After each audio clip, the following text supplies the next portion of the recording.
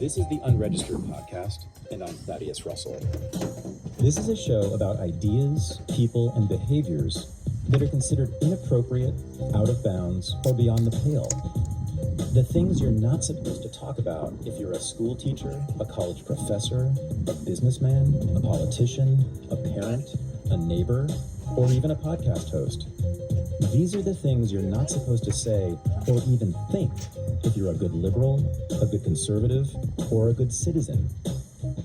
Each week, I'll interview a person who has something bad to say. They might be a journalist or a professor. They might be a porn star or a drug dealer. They might just be an ordinary person with an ordinary job who doesn't care about the rules of polite society. I'm not interested in breaking the rules just to be a troublemaker. I'm interested in people who break the rules of conventional thought and to expand the scope of what is possible to say in our society. I'm interested in people who make me think.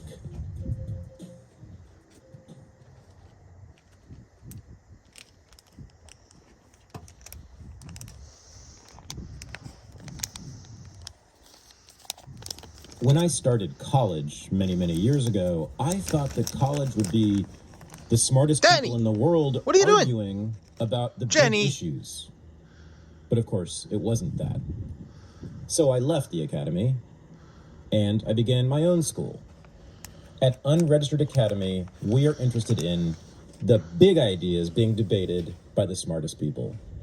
And so, at our recent Unregistered Weekend in Chicago event, I brought together two of the very smartest people, I believe, who work in the space of political theory.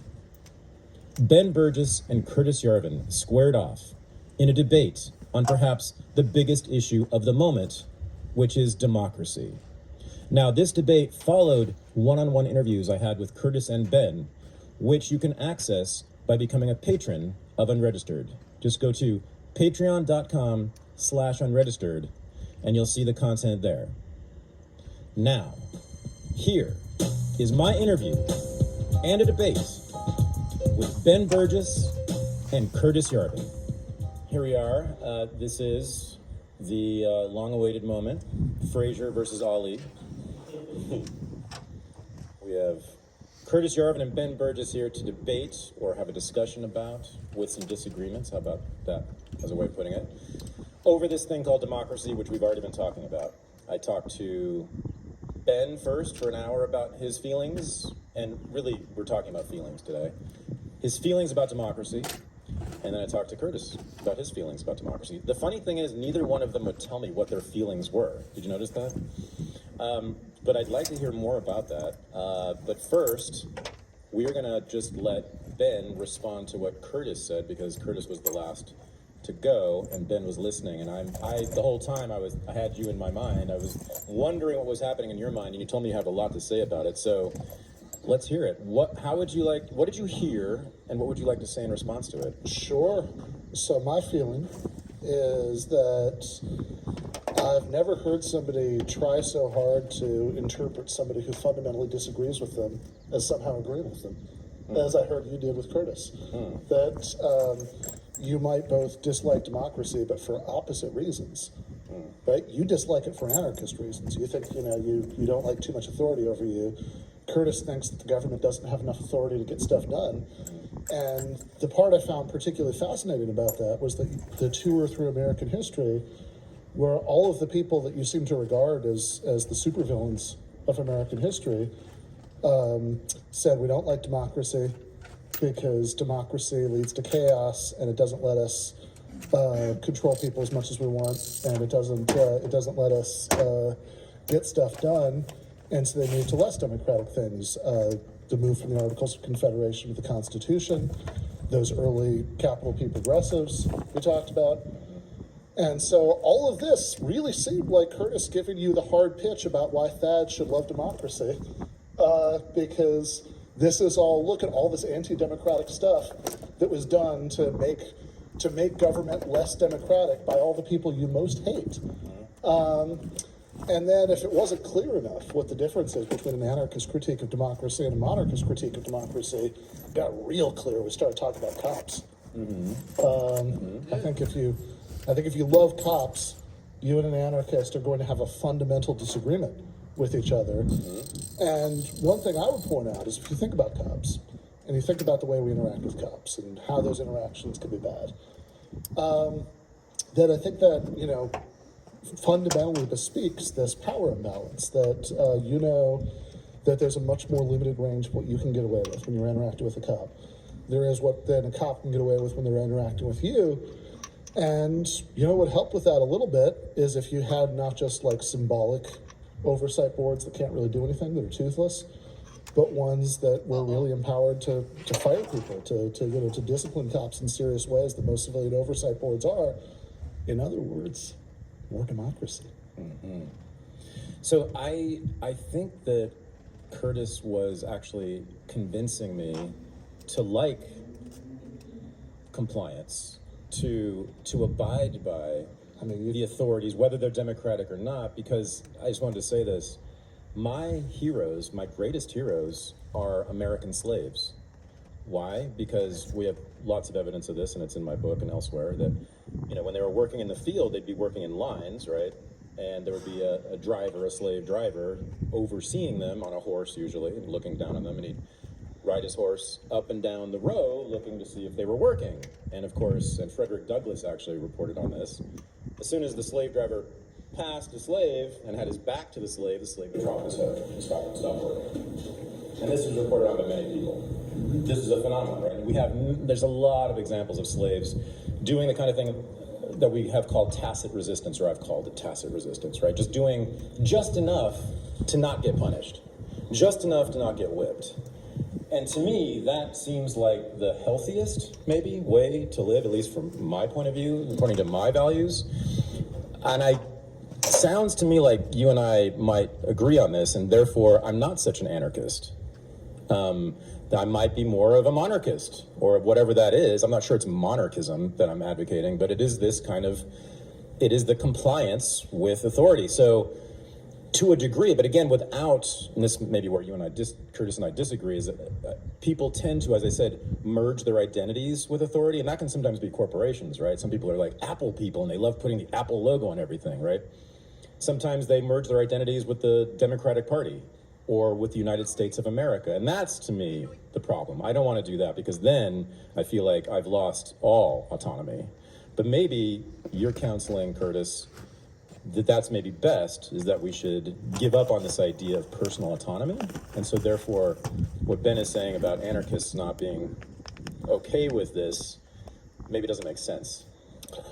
Oh, wow. There's a lot to talk about here. I'm wondering if I should keep using my Ronald Reagan voice. I think I'll, it's sort of, I think it's reflective, your perspective is reflective of how much leftism is sort of kind of buried in the heart of libertarianism in some ways, because what we see, if you can kind of step outside of the 19th and 20th century perspective and interpret modern populations from a fundamentally pre-modern sense, you will see that they're obsessed with autonomy, and they're obsessed with essentially atomization, and autonomy and atomization really go together and are the same kind of process. And so your sense, for example, when you're dealing with like a police officer, of inherently wanting to resist that authority,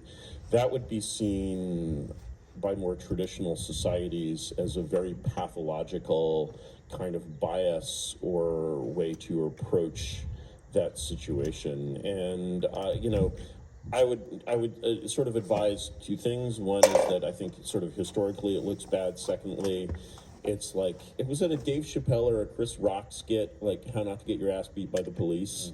I think that watching that skit should be mandatory for everyone, and will stop you from having bad encounters with the police. And I don't believe in having bad encounters with the police. On the other hand, when you look at, there's a sort of use of the word democracy to mean stuff that I like, which I think is very insidious and Orwellian and very, very wrong. So, for example, to use an opposing use of the word democracy, there was a blog that I really loved called Second City Cop, which was a Chicago cop blog. It was amazing. It was the true voice of people who actually work in the police. It was run by cops. All the commenters were cops. They were very literate and funny cops. Unfortunately, this blog had been, the target of the sort of progressive media machine in Chicago for quite some time, and they came too close to the guy running it, and he shut it down.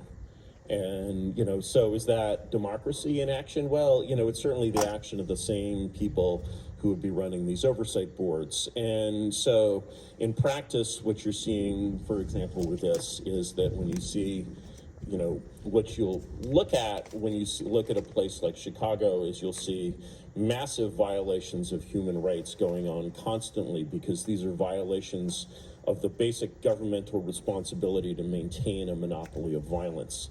And what maintaining the monopoly of violence means is that you are responsible for all violence that happens. Even if that is interpersonal violence that does not involve a cop, that violence is the responsibility of the state. And there's the concept of anarcho-tyranny, Ben? It's the sort of you have this idea that's kind of, if you're kind of thinking of things in terms of autonomy, you get sort of very confused, because I'm like against the state or like for the state? Should there be like more government or less government? This concept of anarcho-tyranny, which is a Sam Francis concept, I believe, tells us is that these things are actually go quite together. And so the principle of your life is not safe on the street really comes along with the principle of your life is enmeshed in sort of pointless paperwork, or your life is not safe on the street comes with the principle of, for example, the real impact of these kinds of oversight processes is depolicing.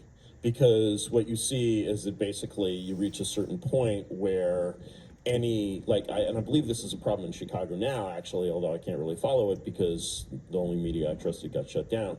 But once you reach a certain point where any kind of interaction that may result in some kind of criminal apprehension generates a pile of paperwork, cops just don't do that anymore. They just sit and eat donuts. And so they sit and eat donuts and basically condone just this insane level of violence that goes on. I was reading, one of the ways I like to explore the past is by reading travelogues of like European travelers. Yeah. And there's a great one called Outremer by Paul, I'm forgetting the last name. And he travels to Chicago in the 1890s, and he's really disturbed basically as a modern Victorian European coming to America, because he's heard that sometimes there are robberies within the city limits of Chicago, even in the daytime. This is something that is unheard of in like a major Victorian city. These places were as safe as Tokyo is now.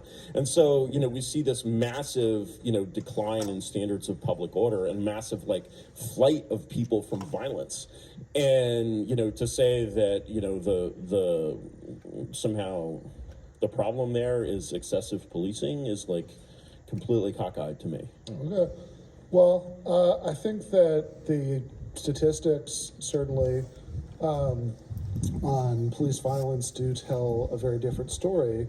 I think that, certainly the global comparative statistics on police violence tell a very different story than that.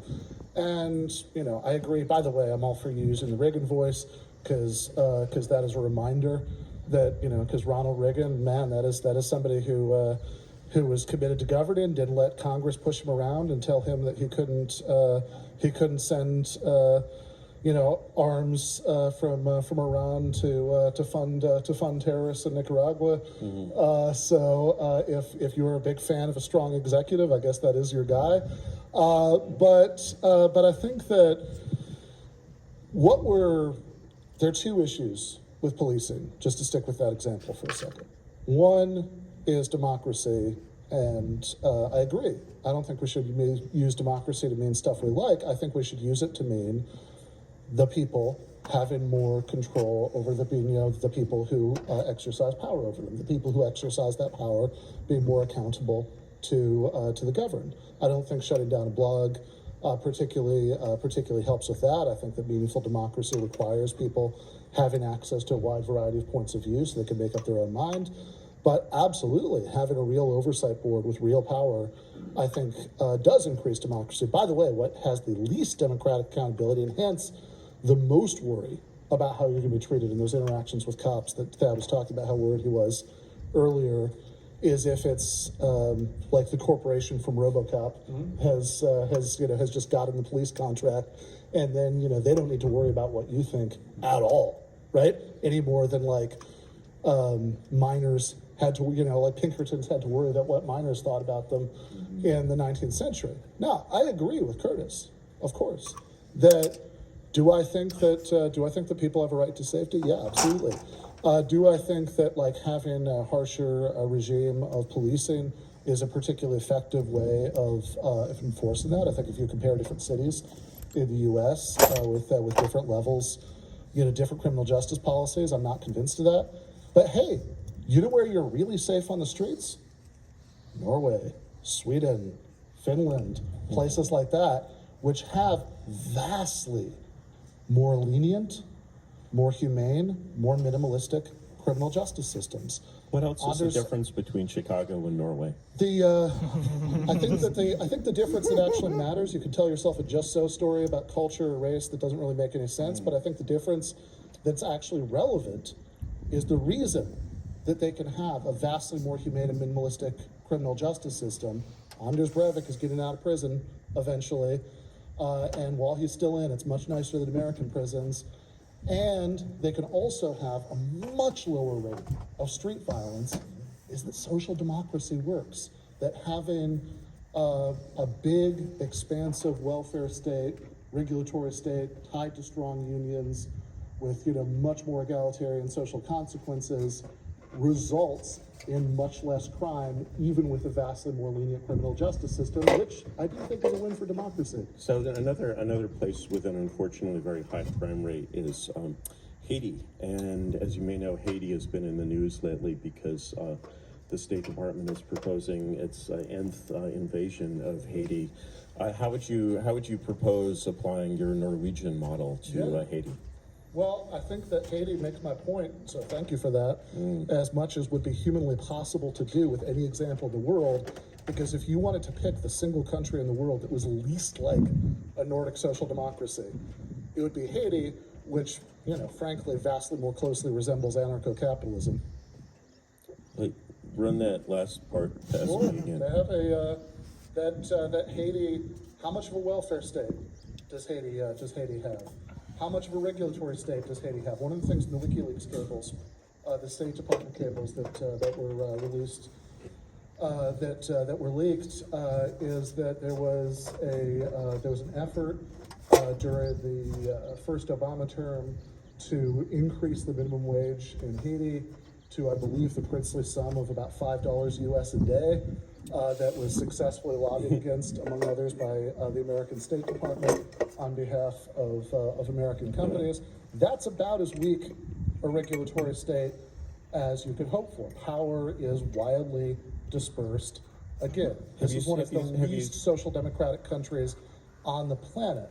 Do you suppose that's a cause or an effect? Have you spent a lot of time, I'd say, in like the third world? Have you, like, I actually, when I was 6 or 7, I lived in the Dominican Republic, which is next door to Haiti. I'm sort of wondering how, like, why you think that this model has not been more widely applied in the third world, given the fact that these policies can turn Haiti into Norway. Well, I don't think that your lived experience of being there is actually very relevant. I think what's relevant is the trivially available public data that you yourself just recited a minute ago, right? The nth intervention in Haiti like Jean-Bertrand Aristide, when he ran for president of Haiti, his original campaign slogan, swear I'm not making this up, was that he wanted to raise the Haitian people from misery to poverty, right? This is a very This is a very unambitious reform program, right? This is the most minimal effort at some kind of lefty reform program you could get, but you try that shit in America's Monroe Doctrine backyard, and you end up getting stuff like Aristide being literally kidnapped and taken out of the country by U.S. Marines in 2004. You broaden your view beyond Haiti, and you start looking at the rest of the Western Hemisphere south of the United States. You see, for example, you want to talk about attempts to implement something like a Nordic model. You see Salvador Allende in Chile being a democratic socialist president, being killed and removed in a coup that's very openly supported by the United States. You see that in Guatemala in '54. You see that versions of that in Haiti numerous times. This is not ancient Cold War history. I mentioned Haiti in 2004. We could also talk about Venezuela in 2002, unsuccessful attempt. We could also talk about Honduras in 2009. Can we actually? I think I think that there is a pattern that emerges here. And I understand you don't want to see it, but like this is a really clear pattern. The pattern is one that I'm sort of very familiar with from my experiences with Nate Reeder. My dad was a Foreign Service officer and worked in the State Department for many years. His first post was the Dominican Republic, which was the site of one of these interventions. I think it's very possible to take that view when you look at a sort of very high and blurry level at these things. When you sort of descend a little bit deeper into, for example, the Nelson Rockefeller era of, he was the coordinator of Inter-American Affairs, which means he was basically the sort of proconsul for Latin America. You'll see, for example, let's take, for example, the example of Allende versus Pinochet in Chile. What you'll see if you do what's called a prosopography, which is an analysis of social network connections, is that Allende is, I would say, much, much more of an American figure than Pinochet. Pinochet is a very Chilean figure. Even in Argentina, he would have been weird. Allende is a globalist. He's a member of basically the global Americanized elite. One time I had, in the early 2000s, before I acquired some of my political direction, I had a boss who was Brazilian. He was actually Brazilian Chinese. And one day he came to me and he's like, what's really strange is that, like, my wife is a documentary filmmaker, and so she's kind of part of this world, and she's, like, very Americanized, and she hates America. And my brother-in-law runs a video store, and he loves George W. Bush. And